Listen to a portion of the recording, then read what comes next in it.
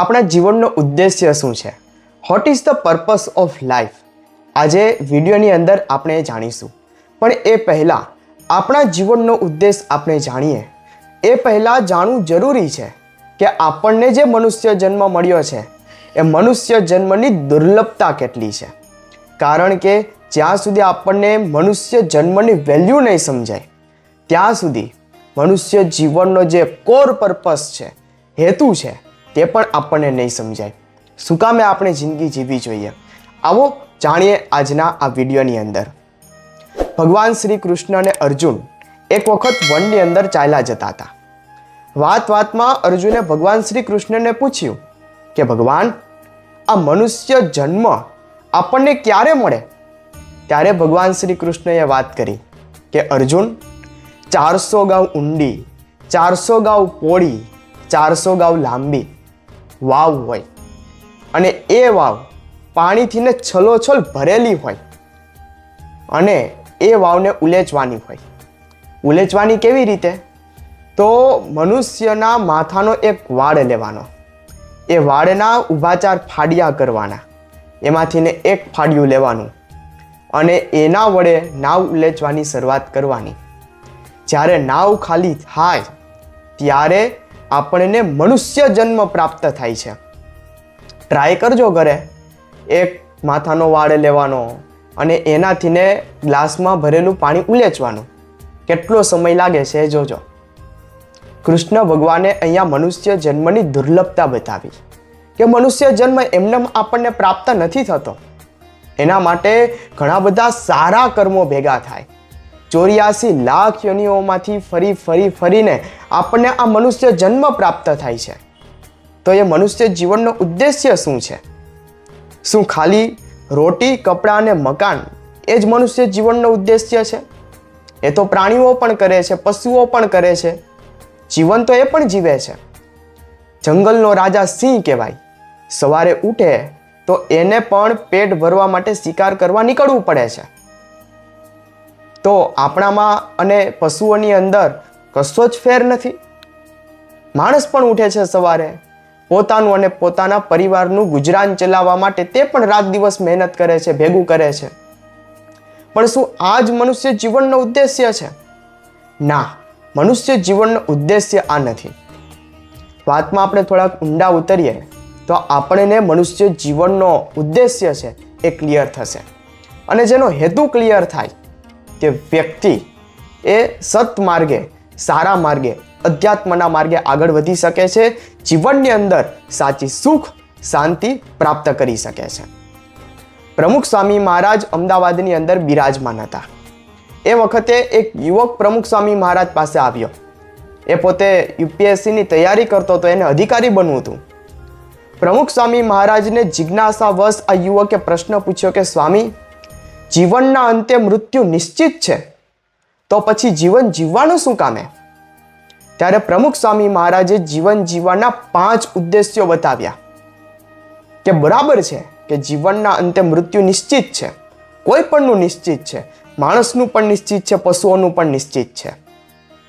ભગવાન આ પૃથ્વી પર જન્મ લે છે એમનું પણ મૃત્યુ નિશ્ચિત છે.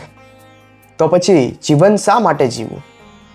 પ્રમુખ સ્વામી મહારાજે વાત કરી કે આપણી જે સાંસારિક જવાબદારીઓ છે એ જવાબદારીઓ આપણે ખૂબ સારી રીતે નિભાવવી અને એમાં ક્યારેય આપણે ખોટું કરવું નહીં. સાંસારિક જવાબદારીઓ પ્રામાણિકતાપૂર્વક ને નિષ્ઠાપૂર્વક નિભાવવી, આ જીવનનો પહેલો ઉદ્દેશ્ય છે. પ્રમુખ સ્વામી મહારાજે વાત કરી જીવનના બીજા ઉદ્દેશની કે આપણે બીજાને મદદરૂપ થવું, એ પણ આપણા જીવનનો એક ઉદ્દેશ્ય છે. ત્રીજા ઉદ્દેશની વાત કરી કે આપણે જે કંઈ પણ કામ કરીએ એ નીતિ અને પ્રામાણિકતાથી કરવું, શાસ્ત્રો મુજબ આપણું જીવન પવિત્ર રાખવું, નિર્વ્યસની રાખવું. ચોથી વાત કરી ભગવાનની અંદર અત્યંત શ્રદ્ધા રાખવી અને 5મી વાત કરી આપણા આત્માનું કલ્યાણ કરવું. આ 5 ઉદ્દેશોની વાત પ્રમુખ સ્વામી મહારાજે કરી. ભગવદ્ ગીતા પણ આપણને કહે છે કે યોગઃ કર્મસુ કૌશલમ, કે તમે જે કંઈ પણ કર્મ કરો છો એ કુશળતાપૂર્વક કરો. અને કુશળતાપૂર્વક આપણું કર્મ કરવું એટલે શું? એટલે કે કોઈ પણ કાર્ય આપણે પૂરી નિષ્ઠા અને પ્રામાણિકતાથી કરવું, સાથે સાથે સારા હેતુ માટે કરવું, એ યોગ છે. નિષ્ઠા અને પ્રામાણિકતાથી તો આતંકવાદીઓ પણ કાર્ય કરે જ છે ને, પણ એને યોગ કર્મસુ કૌશલમ આ હેતુ લાગુ નથી પડતો, આ મંત્ર લાગુ નથી પડતો, કારણ કે એ માનવ જાતના હિત માટે કાર્ય નથી કરતા. જે લોકો સારા માર્ગે સત્માર્ગે આગળ વધવા માંગે છે તેઓએ યોગ કર્મસુ કૌશલમ એટલે કે પોતાનું કર્મ એ કુશળતાપૂર્વક કરવું જોઈએ અને સારા હેતુ માટે કરવું જોઈએ. ભગવદ્ ગીતા આપણને આ શીખવાડે છે.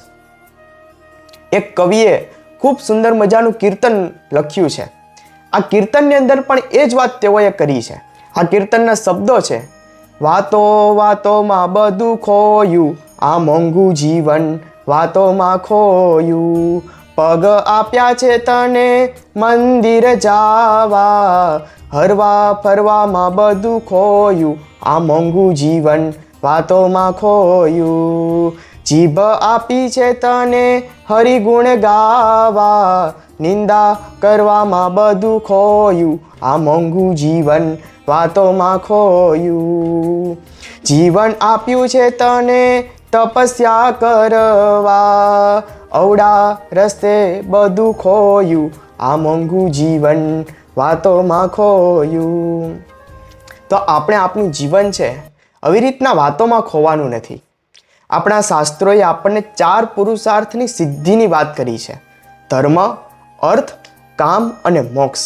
આ 4 પુરુષાર્થની સિદ્ધિ જો આપણે કરી શકીએ, ધર્મની દ્રષ્ટિએ આપણે આગળ વધી શકીએ અને ધર્મને સાથે રાખીને અર્થ, કામ અને મોક્ષ તરફ આપણે જો આગળ વધીએ તો આપણા જીવનનો જે ઉદ્દેશ્ય છે એ ઉદ્દેશ્ય ક્લિયર થાય.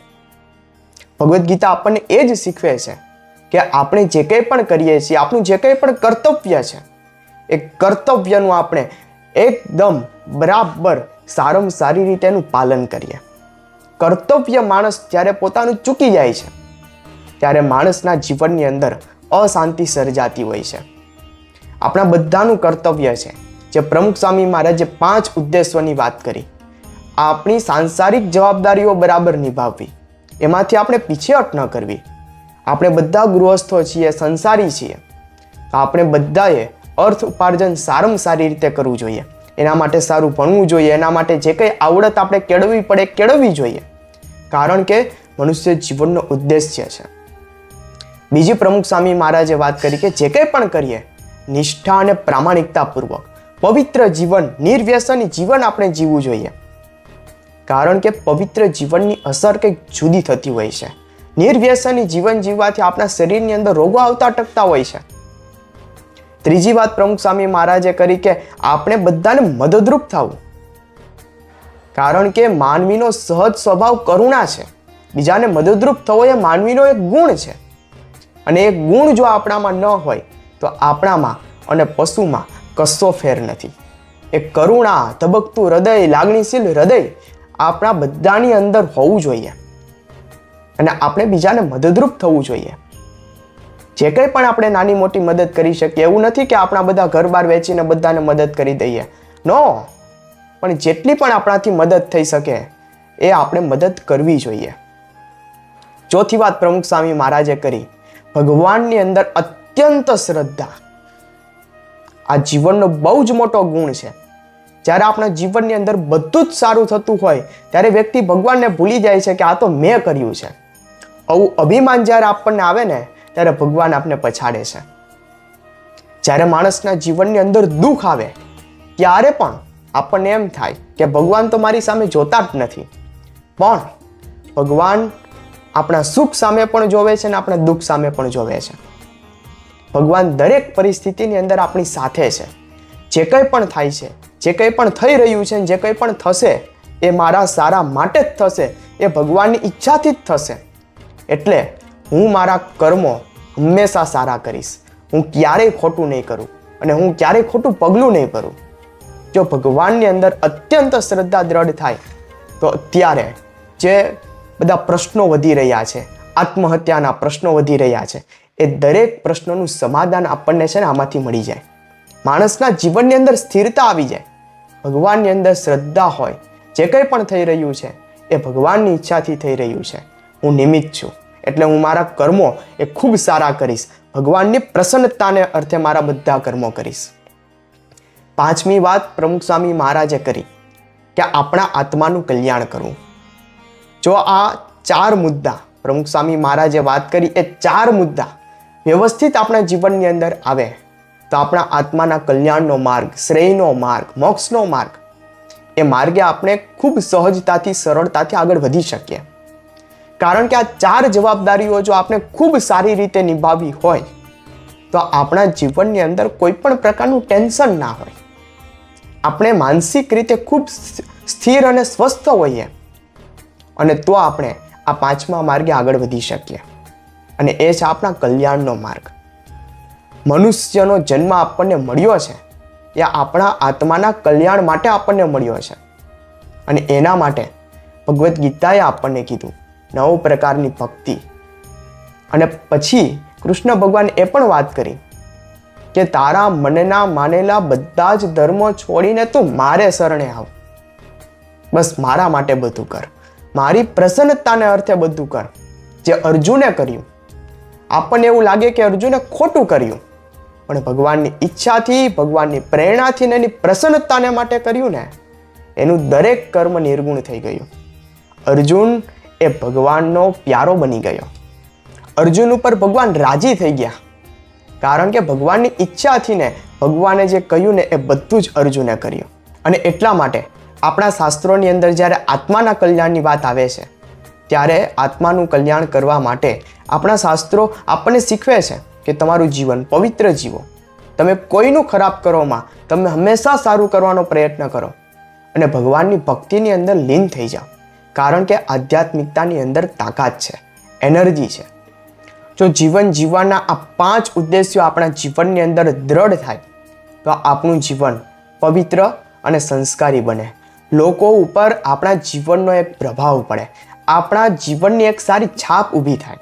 ફુગ્ગાઓ હવાની અંદર ઉડે છે એ એમના દેખાવ અને આકારના લીધે નથી ઉડતા, પરંતુ એ ફુગ્ગાની અંદર જે હિલિયમ ગેસ ભરેલો છે એના લીધે તે ઉડે છે. એમ આપણને એવું લાગે કે આપણી બુદ્ધિ, શક્તિ, આવડતના આધારે આપણે જીવનની અંદર પ્રગતિ કરી લીધી, આપણે જીવનમાં સફળતા પ્રાપ્ત કરી લીધી, એ ખોટી વાત છે. એ ફુગ્ગાના ઉડવાનું કારણ એમનો આકાર કે એમનો રંગ નથી, એમની અંદર ભરેલો હિલિયમ ગેસ છે. એમ વ્યક્તિની સફળતાનું, પ્રગતિનું અને શાંતિનું કારણ એ વ્યક્તિની બુદ્ધિ, શક્તિ, આવડત નથી, પણ એમની અંદર જે કંઈ પણ સારા ગુણો છે, પવિત્રતા છે, સંસ્કારો છે, નૈતિકતા છે, પ્રામાણિકતા છે, પવિત્ર જીવન છે, એ એમના જીવનની સફળતાનું, પ્રગતિનું અને શાંતિનું રહસ્ય છે. અને એટલા માટે આપણા જીવનનો ઉદ્દેશ આપણે ખૂબ સારા કર્મો કરી પવિત્ર, નૈતિક, સંસ્કારી અને પ્રામાણિક જીવન જીવી ભગવાનની ભક્તિ કરતાં કરતાં આપણા જીવનનું કલ્યાણ કરી શકીએ. તે માટે આપણે ભગવાનના ચરણોની અંદર પ્રાર્થના કરીએ.